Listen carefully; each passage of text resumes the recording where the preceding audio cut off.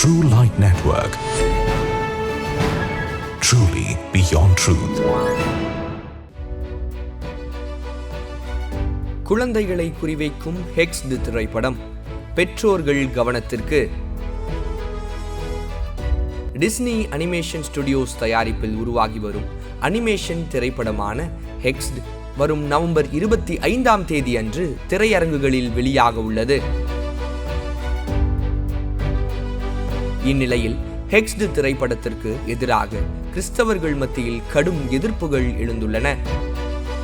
இத்திரைப்படத்தில் முதன்மை கதாபாத்திரமான பில்லி என்ற சிறுபெண் பள்ளியில் தனிமைப்படுத்தப்பட்ட உணர்வோடு இருக்கிறாள்.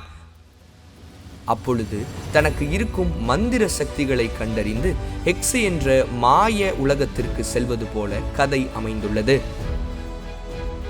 இதை குறித்து முன்னாள் மனோவசிய கலைஞர் ஜென் நிசா கூறும்போது, the spiritual battle that starts in the mind. So when you start putting witchcraft into your mind and you start putting the demonic into your mind, what goes in your mind can go into your heart, and what goes into your heart can go into your actions.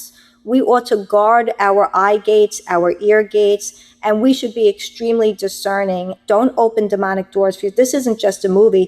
This is implanting and brainwashing the demonic agenda into your mind. இதை வெறும் திரைப்படம் என்று என்னால் ஏற்றுக்கொள்ள முடியாது.